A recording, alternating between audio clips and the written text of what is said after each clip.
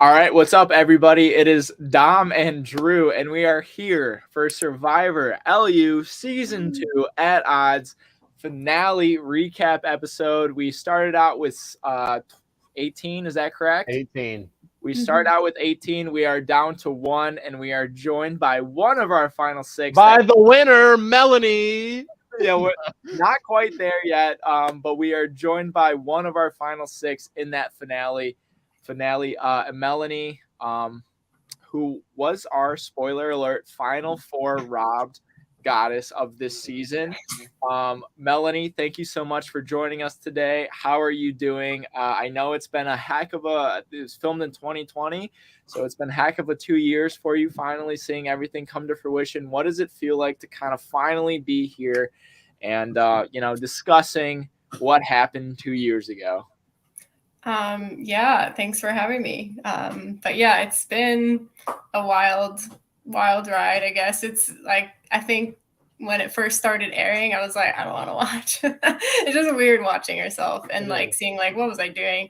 But I'm glad like I watched it through and I feel like I'm like come to terms with everything. So it feels like a full circle kind of thing. Feels closure. That's a great answer to this season. It's been a wild ride. You guys started off in person, and of course, just like the rest of the world, we went mostly virtual for the rest of the season. So we're gonna dive more into how that all went later on in the podcast. But Drew, it's been a wild ride for you and me trying to plan these podcasts. It's been on and off weekly and stuff. How does it feel for you finally recapping the season 2 finale? What were your overall general spoiler-free thoughts on how everything played out before we get into it? You know, my thoughts on the finale are I think the gameplay that we've seen this season has been extremely top tier, and I think that continued into the finale. I think the gameplay itself has been amazing. I have more thoughts, and I'm sure we'll get into them about the finale, and then also I would love to talk about the season as a whole as we are the season. I don't know. Let's dig into Melanie's game a little bit.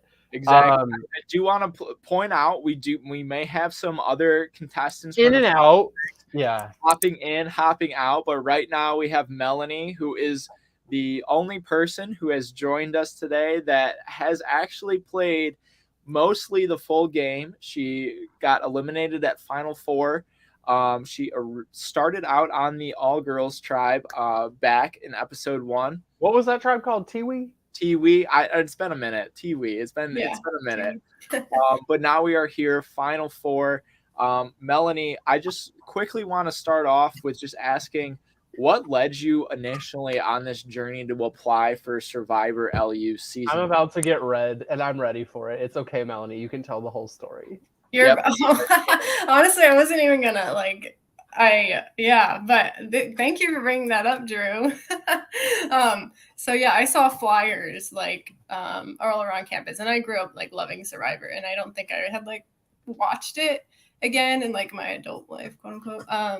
But like I grew up watching it. I was like, that sounds awesome. It was like a one-day thing. I was actually like in school at the time, and then I graduated and was old. But so I saw these flyers. I'm like, I'm gonna do this. And me and my husband, we were dating at the time, but we both applied, and they were thinking about like casting us. Drew was like the head guy at that point, and like thinking of casting us as like undercover, like on the opposite sides or something like that. But we didn't end up getting it. And then Nicole from season 1, she was my roommate and also a good friend.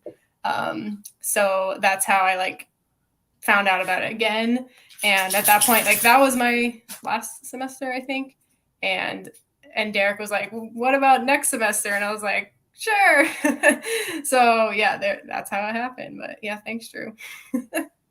Always good to hear from a Nicole follower, I guess. I don't know. Dom is a Nicole stan, if you weren't aware. I'm a Nicole stan. She was my winner pick for season 1. She's great. Came up short. I don't think I came remotely close to picking the winner pick for this season. I don't think either of us did. I don't think so. I don't think either you did. I don't think we even picked the final 3 correct. I think the closest I got was Sophie. I picked like Sophie, Austin, and I don't even know, and CK. It's been a wild ride because I feel just for the players, just like the game has changed so much for you guys, especially shifting to that virtual set. It definitely impacted how Drew and I, and I'm sure a lot of viewers, viewed the whole season. Melanie, how was it like kind of starting off in that in-person setting and then kind of transitioning? I do kind of want to like dive into like how that first half of the game went for you, but also like what was it like transitioning to that online setting?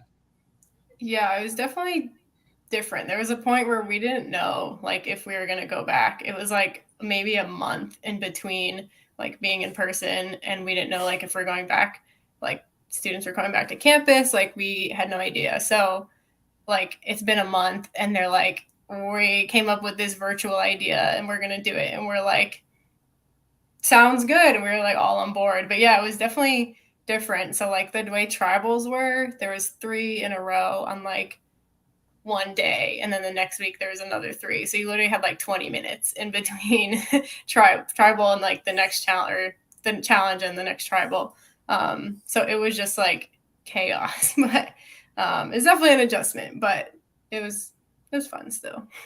Yeah, I can imagine that would be very difficult because you've gone from, first of all, the challenges are completely different.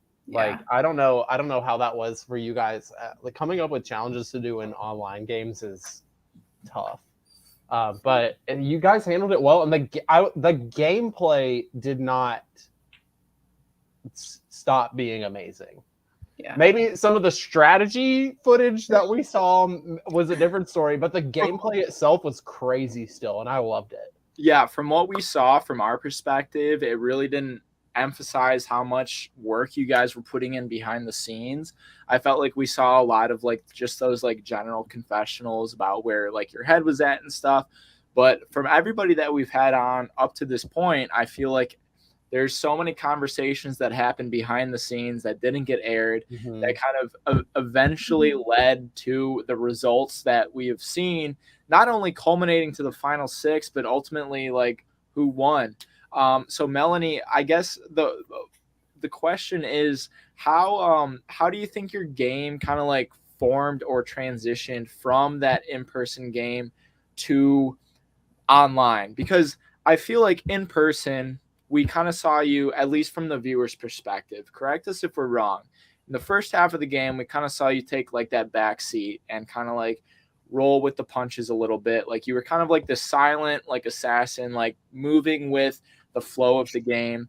And then once you kind of came to the merge and to that online format, I felt like you were able to like align yourself in a right way.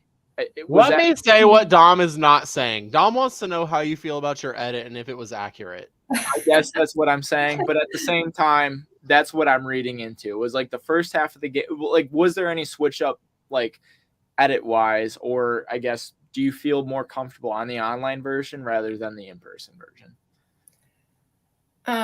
I think more comfortable in the in-person version, but I had no idea. Like in the beginning, people were talking cross-tribal, and I've seen, like, I watched Survivor, so I didn't know that was a thing. So I assumed, I think like some other people assumed that like that just wasn't okay. So I was like meeting up with people in my tribe, which I don't believe that like any of the confessional or the meetings that I've had with people in my tribe were really shown.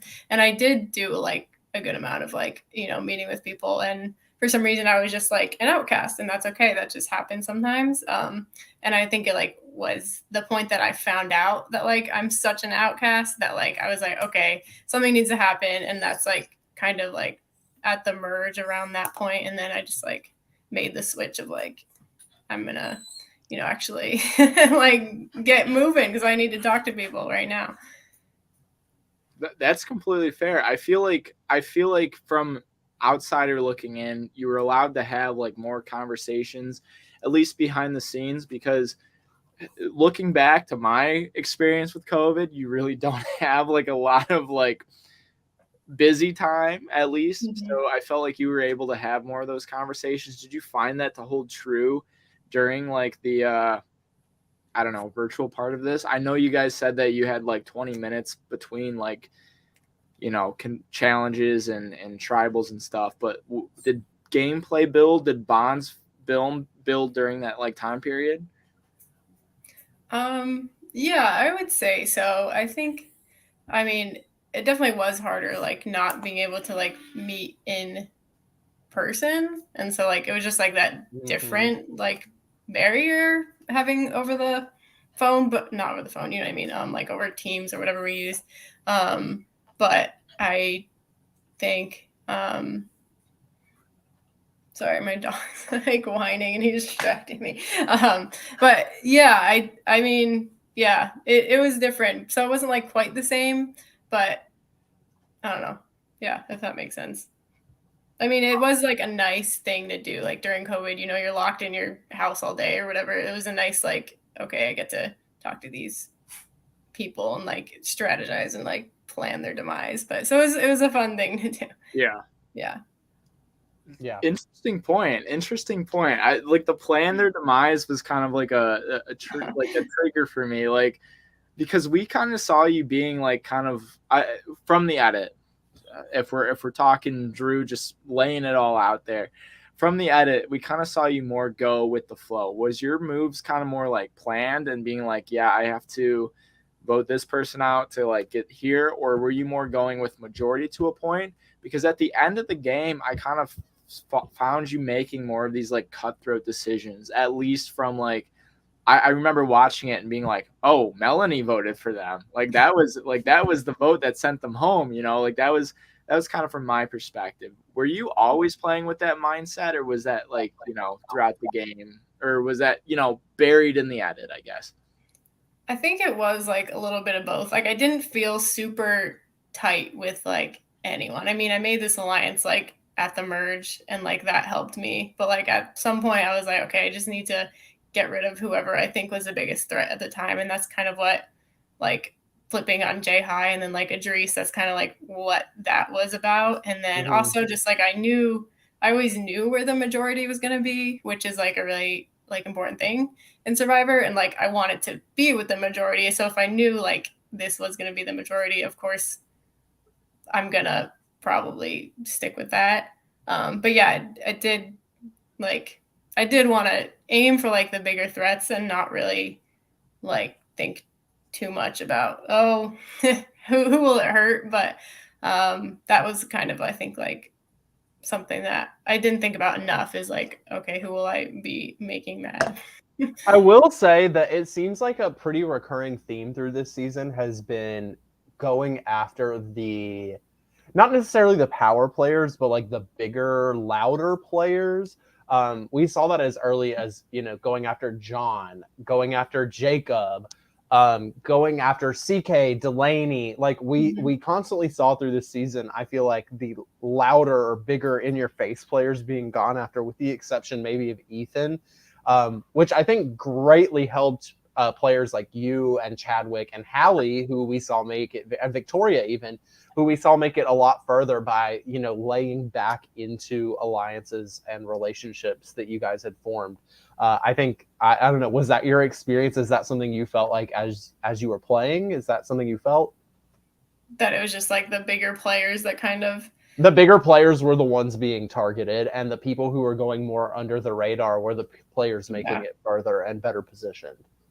Yeah, I'd say so. I mean, we did try to like, you know, align ourselves in a way where like we had each other in some ways, but and yeah, take out the people who were like making these crazy moves or like seem like, I mean, I think Ethan would have definitely been gone if he hadn't won so many immunities. But then at the point where like we could take a shot at him, some people had like changed their mind and didn't want to.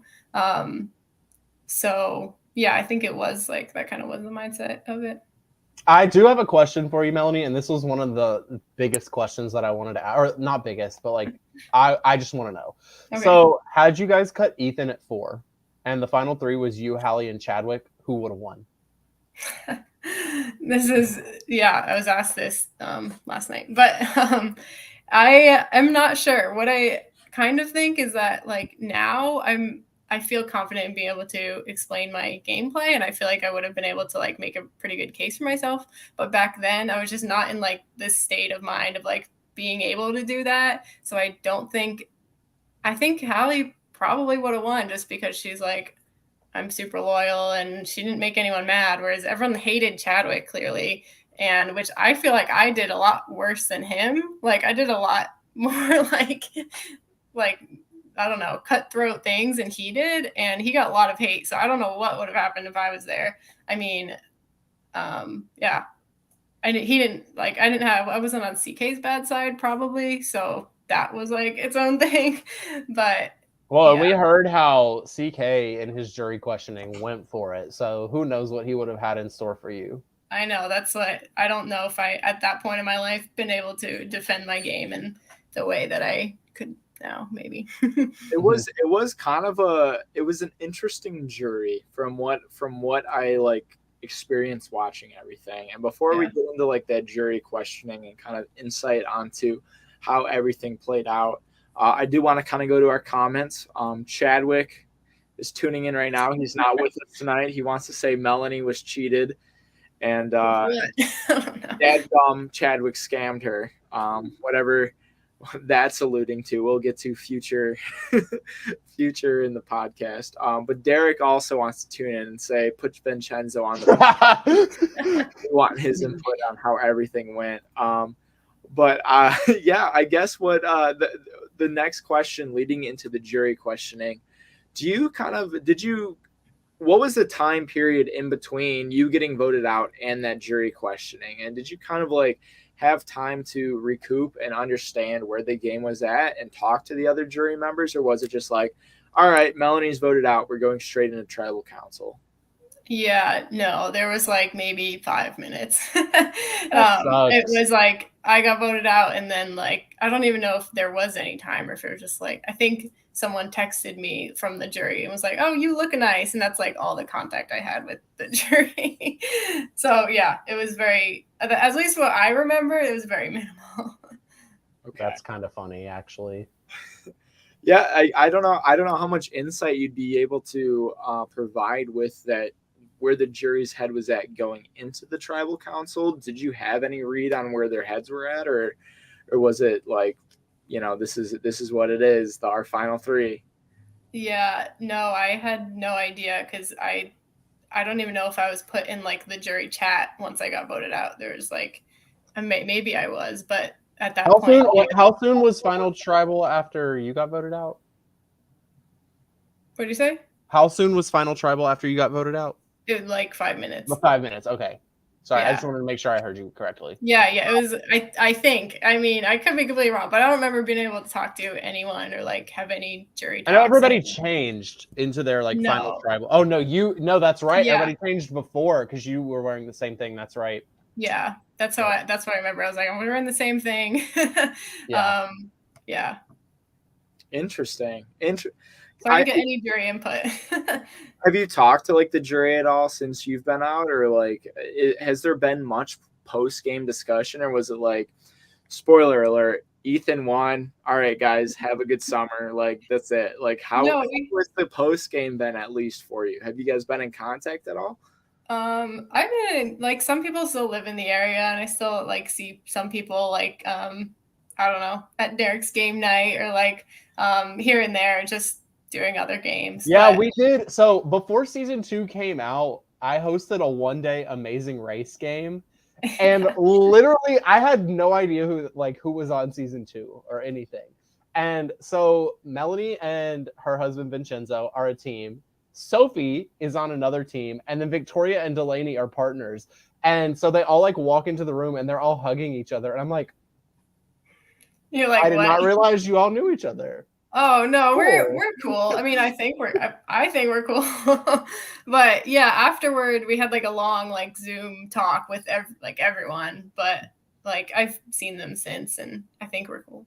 So what I was trying to understand, and Drew and I were talking before we started the podcast and before you hopped on, was a lot of what we saw kind of develop at this tribal council, it seemed like, I mean, there were tense moments, of course, like throughout the questioning, but it seemed like everybody was very supportive of their opponents. You know, Chadwick would hype up Ethan and Hallie, like, and vice versa. Everybody was complimenting each other's game. If somebody made a point and would be like, oh yeah, but like Ethan told me this, and then Ethan would be like, actually, like, you did this to like do that. It was a tribal council like I've never seen before, where everybody was kind of like supporting each other's game.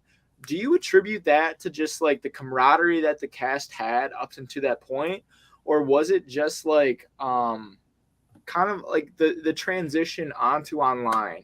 Because one of the biggest things that I kind of took away from this season, and at least made me reflect on it was a very reflective season, because I haven't thought about being on lockdown in 2 years, and seeing you guys online kind of brought back like these flashbacks and everything. And so I think back on how my relationships were with that. And so I'm really curious to see if you guys grew closer because of like you guys were the only people that you could really talk to outside of like, you know, school and outside of like family and stuff. If those relationships carried into that tribal council, like, did you notice any sort of like shift of like how cutthroat it was in person to like being more supportive and more uplifting come that final tribal council? Because if you look at that like transition, that timeline from everybody like yelling at each other at CK's vote out to like, you guys did great. Like it was like such a contrast, and it was honestly like a really cool thing to see. What was your read on that, and how did it kind of translate into like in person versus like out of person? Was there any sort of, do you think it would have been the same way, I guess, if you were in person? Great question. It's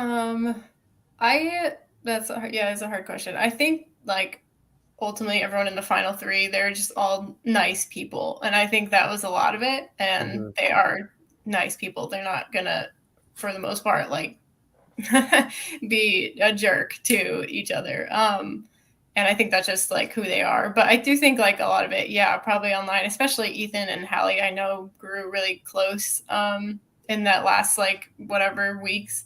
I know they like got pretty close at that point. So I think that played a lot into it. And Chadwick's just a nice guy. So I think that was a lot of it. But so maybe, it probably wouldn't have happened if we were still on campus, because I don't know if they would have gotten so close, but Chadwick still would have been a nice guy. So yeah. All right. Let's move forward to Final Tribal Council. Was there anything, Melanie, that shocked you about Final Tribal Council? Obviously, like we have mentioned a couple of times, you had just joined the jury like 5 minutes before, so you had no idea. I'm assuming you had no idea where the jury stood, because the jury, I'm sure, had been talking to each other for either hours, days, weeks, whatever, and you had just joined. So is there anything that shocked you about Final Tribal? I think just a lot of the bitterness that was like, from who? Call them out.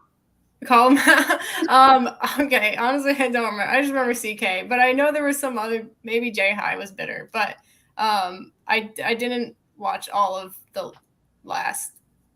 I didn't watch all that back because it was very long. But yeah, well, true.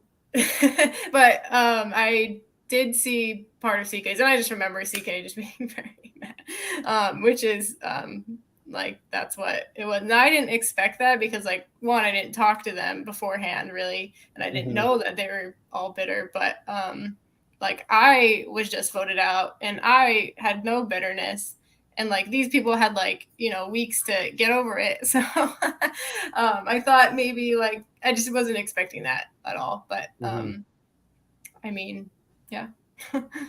The one thing I wanted to talk about, and I wish Chadwick was here to kind of like discuss his mindset through it, would be him giving up that immunity to give to Ethan. Because in my mind, I was like, Ethan is one of the top contenders, even going into the finale. Giving up that immunity and giving it to him was quite a bold move, I would say.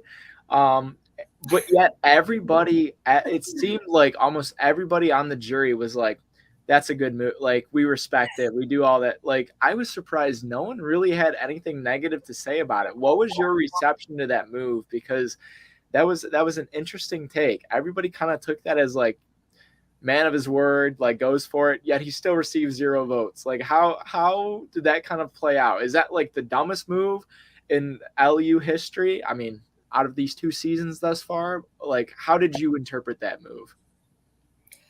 Yeah, I was shocked. I knew I was gone, like either way, but I was very surprised. I don't know why. I was just like, why would you? I just didn't understand, like, why would you do that? And I think he was partly like mad at me and like just for like being so back and forth all the time. And which is understandable. And then partly, yeah, he just wanted to like keep his word. He probably felt bad about a lot of like, turning on people, and he knew people were mad at him. So I think, I don't know, from my perspective, I was just like, why would you do that? I didn't understand. But I mean, I don't know, if he had voted out Ethan, I'm not sure like if he would have won at that point. You know what I mean? So either way, I don't know, it was just to show like a good camaraderie, I guess. Okay, so let's do a little hypothetical here. If Chadwick does not give immunity to Ethan, I don't see Chadwick being the type of person who would vote Ethan out in that situation. So are we assuming it would have gone like a 2-2? Or like, had Chadwick not given immunity to Ethan, would you and Hallie have voted together against Ethan? Or no, I think Hallie would have definitely voted me, just because her and Ethan at that point were so close. So you think you would have gone out regardless? I mean, I think I would have gone out regardless.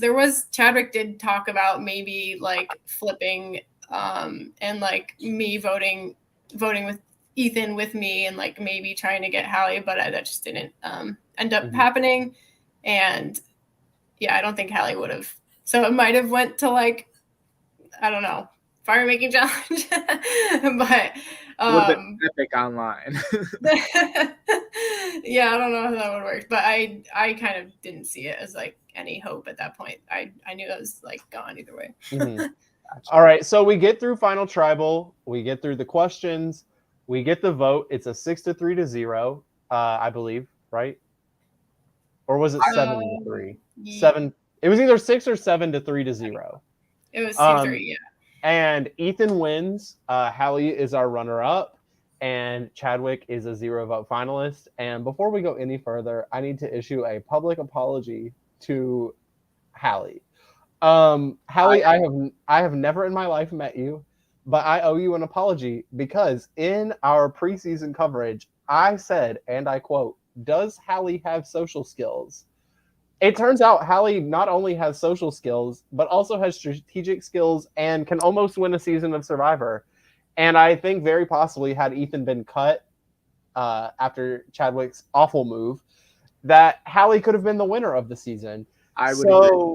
Hallie, am so sorry for ever doubting you, and you have won my heart over. So I thought Hallie had a better tribal council performance than Ethan. Agree. I think on paper, Ethan's game was stronger.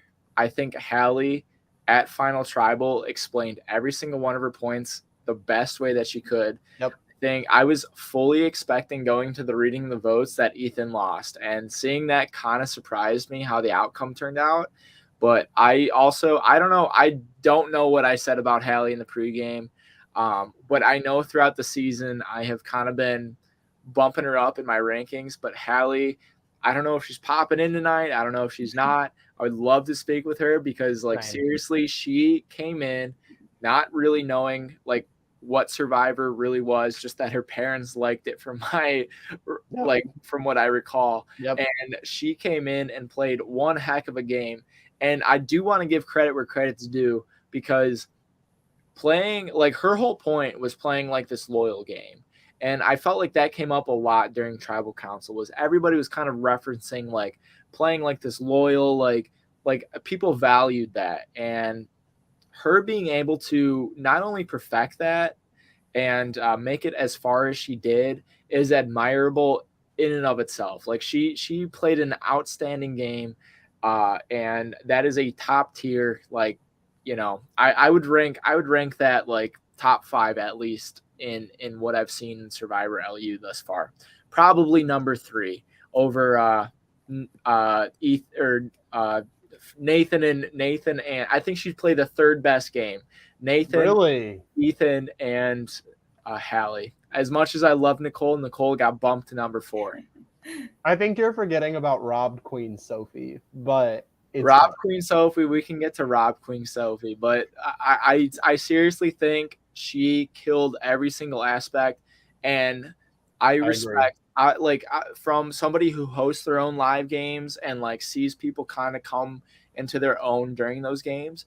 I respect that so much more than someone comes in, knows every single season, knows every single winner, knows how to play it. I love that raw like drive to win the game, and finding the competitive spirit and figuring the game out. And I think she found that, and I also think Ethan found that, and like Ethan just kind of put it into overdrive, where I feel like Hallie put it in like a very steady gear, and like they both got to the same point, and it was just more who like had the flashiest game at that point. Did you kind of read that as that, Melanie? Like, remind me who you voted for.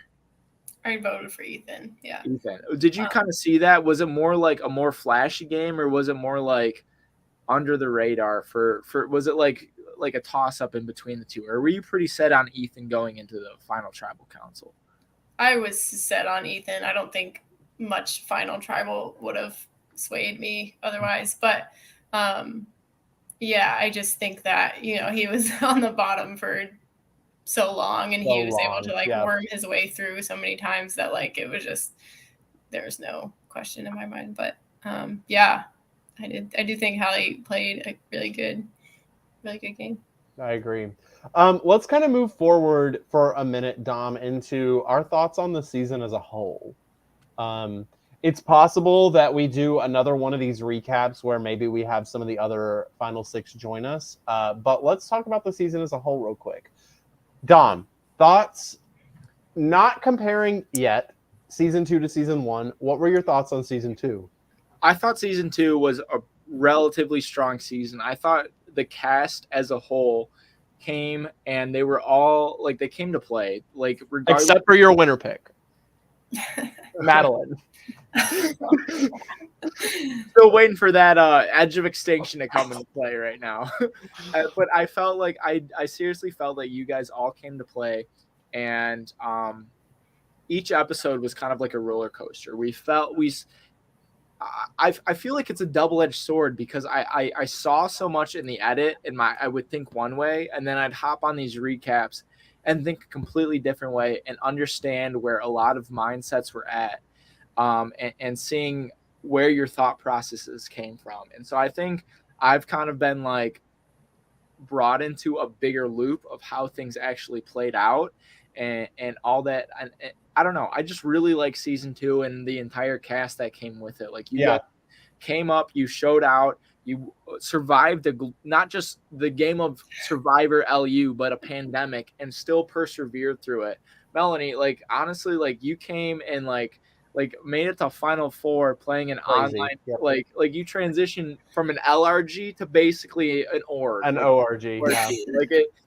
That stuff takes adapting, and it takes skill, and I don't think that gets expressed in the edit enough, and how that adaptation works. So not just kudos to the final 6, to our final 3, to the entire cast. Like, they adapted in so many different ways that I it's just impressive in and of itself. Like, I feel like the cast like really played their hearts out this season in the best way that they had possible. And also a shout out to the production team who tried to like maneuver everything that came their way and create such a, I don't know, riveting season, I guess. It's a very like, it's a different feeling in that sense. Riveting as it encapsulates the feeling of COVID. Like, I swear to God, I watch it and I'm like, what would I do? Like in pandemic, I think back to me sitting alone in my parents' house, like what would I have been doing? And like, I wouldn't have been playing Survivor. Like, my mind would have been totally checked out. So the mental capacity for you guys to power through that entire game is impressive in and of itself, not just for the crew cast, but also the crew, to constantly be thinking of the ways to innovate and work around these things.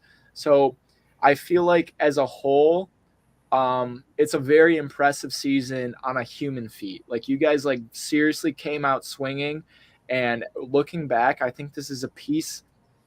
I might be over exaggerating, but like, looking back like 2-3 years from now, this is a piece of history that I feel like people are going to look back on and be like, like, that happened in 2020. Like, we're watching it. Yeah. We watched how it unfold. Yeah. And like, these people played a game of Survivor during that time. And I think that's super impressive. And just looking at a grand scheme of things, it's an impressive season for what you guys were able to accomplish. The storylines that came through it, it's very impressive from a crew and cast perspective. Yeah. Just to kind of play off of that, I think looking back on the season as a whole, I think the biggest pro that this season has is the cast. I think that this cast is amazing. Maybe 1 or 2 duds on the cast. Everybody else came to play and played. We got to see personalities from everyone. We got to see everyone kind of find their place, and this is such a strong cast as a whole. To do sort of a compliment sandwich, I guess. My biggest con personally for the season was the editing. Mm-hmm. I think season 1 had much stronger editing. I know that there was an editor change, and I know that moving forward, there will be probably every season we'll have a different editing team, and that's fine. It's college Survivor. It's to be expected. I think the editing for this season may not have shown the full extent of what was happening. I think that Dom and I are both in agreement that we've learned more about what went on the season in these recaps than we have in some of the episodes. Especially for specific players that were under-edited, such as Melanie, J-High, and a couple of others. Madeline. Yeah, right. Right. Madeline had a lot going on, I'm sure. Yeah, I think for me, that's the biggest con. I don't know. Dom, for you, what was the biggest con of the season? I would agree. I think the editing could have been a little bit like just more insightful on the post-COVID like situations. I felt like we lost a lot of gameplay that happened, and I would love to kind of like, again, have that recap with some of the final 6 that would be able to come on and explain some of their games, because I feel like we did lose a lot of that gameplay, not necessarily because of I don't know. I don't know if it was situational. I don't know if it was just like the 20 minutes in between rounds and stuff, because that does take a lot of quick gameplay to move through, and it's really hard to concoct a very solid storyline. So I agree. I do think these insights and these recaps really did provide a lot of insight onto where the gameplay was at and the level, because every time I came in, I remember telling Drew, like, I don't really know what we're going to talk about this episode, and then our guests would just come in and sweep us off our feet and give us a storyline that we didn't even know was like there. So right. And big props to the editors. I know Sam from season 1 did most of the editing. I know there were a couple of other people who helped. I think Andrew helped out a little bit, and probably a couple of others helped out editing this season. It's hard when you're in an online format to edit a season, and big props to everything that you guys are able to pull off for the editing of the season. It's hard to tell a narrative when you're online. Moving forward a little bit more, I guess, Dom, who from this season do we want to see play again?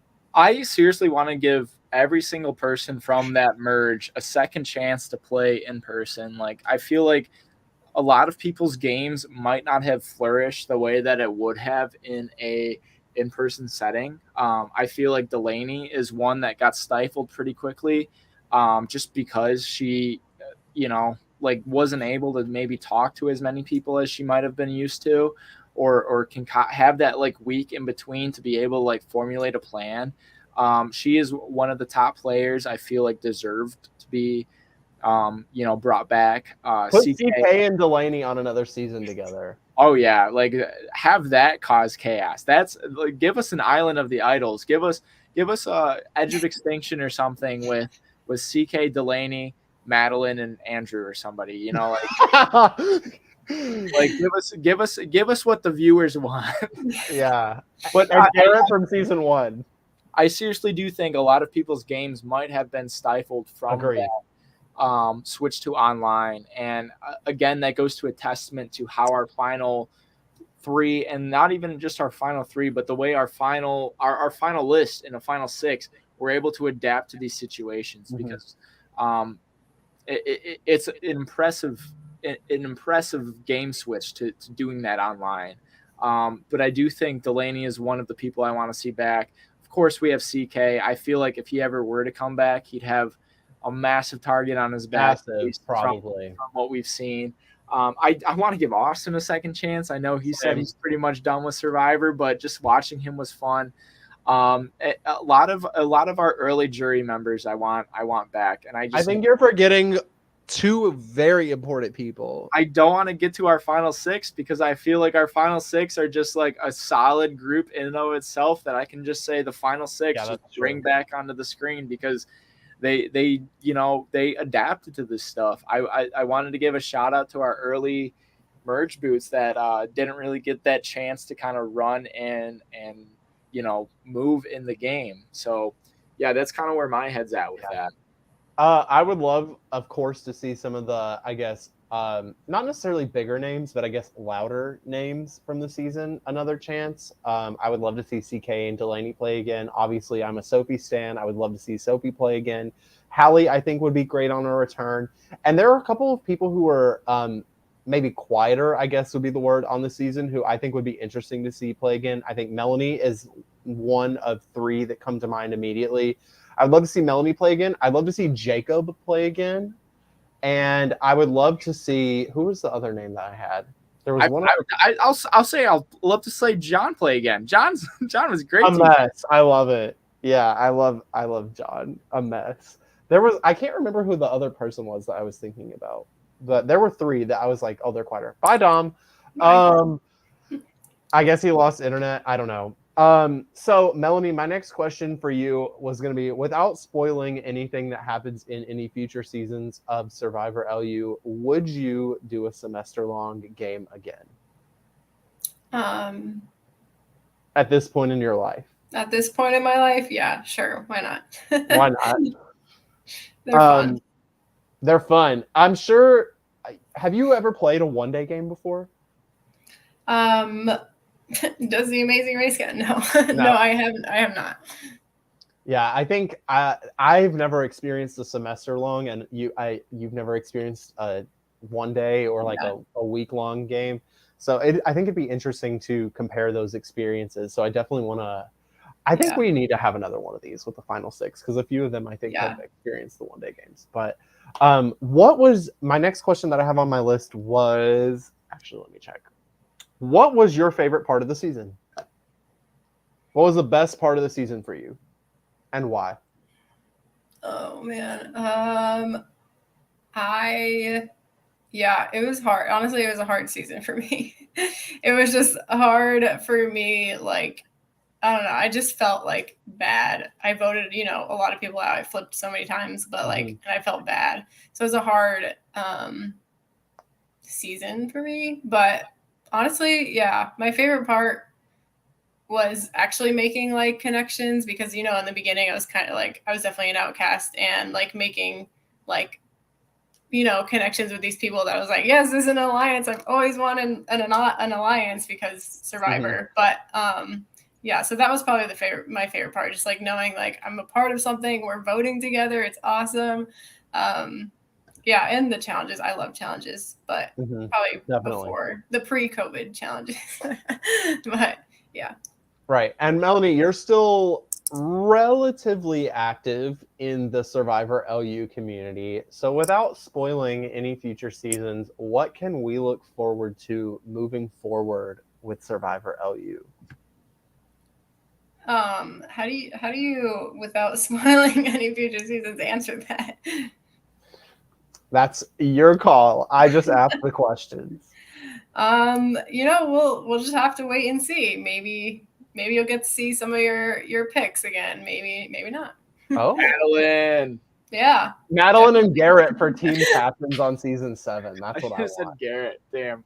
I feel like I did a disservice to Andrew right there. No, Andrew was one of my. Honestly, I would love to see Andrew back. Andrew would be another one that I would add to my list. Sorry again about cutting out internet roommate. You're fine. But yeah, we are excited to see what is to come from Survivor LU. We might have another one of these sort of Q&As, I guess, with a couple more of the people that we haven't talked to from the season yet. I know we haven't talked to Jacob or Delaney, and there are a couple of others, and then the rest of the final 6. I just turned my microphone out. But Melanie, thank you so much for joining us. Don, did you have any more questions before we kind of end it? I don't have any more questions. I just have more kind of like a statement, I guess. Yeah, let's hear it. Yeah, I mean, Melanie, I appreciate you so much for coming on and discussing the game with us. I know for the first half of the game, you were kind of under the radar doing a lot of stuff. But the second half of the game, I really did kind of see you flourish into this player. And it really didn't come to fruition until that final 6. So I wish I was able to kind of like get this insight that you were able to provide and maybe bump you up some points in Drew and I's ranking a little bit. Absolutely. And see like how those rankings may have played out had we seen that footage and had we kind of understood where your head was at. But yeah, again, you came in, you played hard in your own right. May not have made like the big splashy moves, but like I respect an under the radar game more than you would understand. Like those games are the ones that I root for and I respect. And so I appreciate you so much for coming on, giving your all in season 2 of Survivor LU. It was a blast covering season 1 and just having you represent the finalists in this finale recap episode was so good to have you on. And again, like Drew said, we'll have more people on. But Melanie, thank you so much for joining us today. Time flew. It feels like we just started, but at the same time, thanks for joining us. Yeah, thank you guys. It was a lot of fun. Yeah, I think I speak for Dom and I both when I say that we're looking forward to season 3, which I know very little about, but I have heard is a mess, and I love messy seasons, so I'm ready. Same. I guess I'm ready to go for season 3. But yeah, Melanie, any last words you want to tune in about season 4 or season 2? 2? Season 4. Not season 4, season 2? Not season 4. Yeah. Okay. I just want to make sure. I was like, I don't know anything about season 3. And then my mind jumped to season 4. We're reversing back to season 2. No, I mean, I think everyone came out of it, and I think for the most part, no hard feelings, and it was a great time. Met a lot of great people. So yeah. Awesome. Again, thank you so much for joining us, and to everyone watching either now or in the future, thank you so much for tuning in. Dom, any last words? Last words. I'm going to try my best for this outro. I know I've been kind of sloppy on the last ones, but again, thank you guys for tuning in to watching our recap of Survivor LU Season 2. This was our finale recap episode. Like we've kind of mentioned throughout the episode, we might have more recap episodes with other castaways from Survivor Season 2, Survivor LU Season 2. But again, thank you for tuning in throughout the season. We wouldn't be here without you guys, and we wouldn't be here without Survivor LU. So a massive thank you to their production team and everything that they have done throughout the season. We're pumped to cover season 3 whenever that comes to fruition.